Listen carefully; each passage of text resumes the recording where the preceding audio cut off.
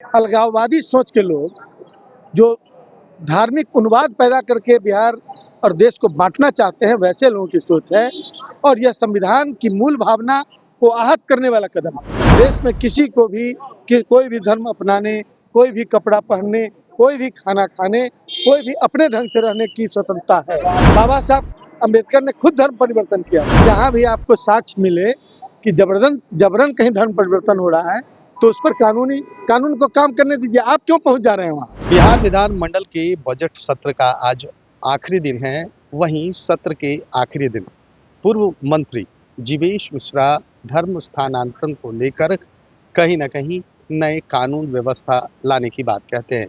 वहीं पूर्व मंत्री एवं राजद विधायक आलोक मेहता ने इसका विरोध किया है और साफ तौर पर कहा है कि संविधान में ऐसा कुछ लिखा हुआ नहीं है और जिनकी वो दुहाई देती है यानी बाबा भीमराव अंबेडकर की, उन्होंने भी अपना धर्म परिवर्तन किया था। पहले सुनवाते हैं कि क्या कह रहे हैं आलोक मेहता।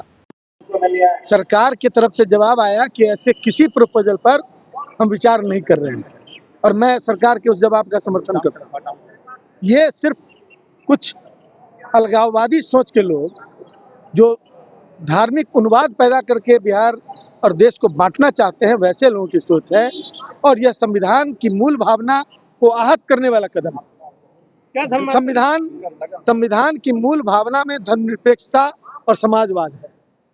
और जीवेश मिश्रा जी कानून की किताब लाकर, संविधान की किताब लाकर यह बताना चाह रहे थे कि फलाना सेक्शन में बाबा साहब भीमराव अंबेडकर ने धर्मांतरण का विरोध किया था, उसको उसमें मतलब रोक लगाई थी।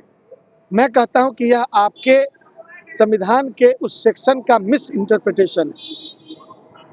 बाबा साहब अंबेडकर ने खुद धर्म परिवर्तन किया था और उन्होंने स्वतंत्रता के हर अवयव को सजा कर संविधान के अंदर रखा था। इस देश में किसी को भी कोई भी धर्म अपनाने, कोई भी कपड़ा पहनने, कोई भी खाना खाने, कोई भी अपने ढंग से रहने की स्वतंत्रता है। उस स्वतंत्रता पर अंकुश लगाकर तरह तरह के रास्ते अपनाकर ये बिहार की जनता को मतलब वोट लेने के बाद हिटलरी तरीके से कानून को लाना चाहती है। लेकिन मैं जानता हूं कि यह कानून कभी नहीं आ सकता, क्योंकि बिहार की जनता सेक्युलर है और असली मतलब इस देश का, इस राज्य का या देश में जनता का शासन है। रिप्रेजेंटेटिव कोई हो जाए, मुख्यमंत्री प्रधानमंत्री कोई हो जाए, लेकिन जनता जिसको वोट देगी, जिन विचारों को, वो विचार सदन में डोमिनेट करेगा।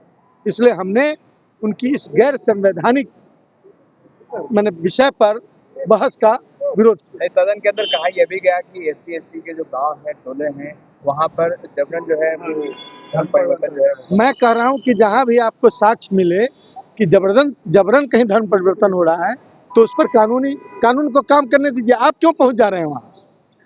आप कौन होते हैं कानून को हाथ में लेने वाले? कानून सरकार के पास मिशनरी है ना, सरकार के पास पुलिस है, सरकार के पास पदाधिकारी है, उनको जस्टिस करने दीजिए। आप तो पूर्वाग्रह से ग्रसित हैं। आप तो स्वेच्छा से भी कोई शादी कर रहा है तो उसको लव जिहाद दिखाने की कोशिश कर रहे हैं। तो आप इस स्वतंत्रता पर अंकुश नहीं लगाइए। बराए करम भगवान को साक्षी मानकर इन बातों पर मैं विश्वास के साथ कह सकता हूं कि ये स्वतंत्रता बहुत कीमती स्वतंत्रता है। हजारों लाखों भारतीयों के शहादत के बाद ये स्वतंत्रता आई है और यह डेमोक्रेसी दुनिया की सबसे सुंदर डेमोक्रेसी है और मैं उस डेमोक्रेसी पर कभी भी किसी आघात को बर्दाश्त नहीं करूंगा और उसके रास्ते में मैं खड़ा रहूंगा। तो आपने साफ तौर पर सुना कि आलोक मेहता कहते हुए नजर आ रहे हैं कि जिस तरह से जो कानून लाई जाने की सिफारिश की जा रही है, कहीं ना कहीं इससे जो है सामाजिक सौहार्द बिगड़ेगा और कहीं ना कहीं बाबा भीमराव अंबेडकर ने भी धर्म स्थानांतरण किया था और शायद ये मंत्री को पता होना चाहिए। लेकिन आज आखिरी दिन है और आखिरी दिन तमाम जो अभी तक आरोप प्रत्यारोप का दौर चलता रहा है, आखिरी दिन धर्म स्थानांतरण को लेकर अब एक नई सियासी चाल चली गई है। कैमरा पर्सन गोलू के साथ सुधीर दुरमन, NBC 24 पटना।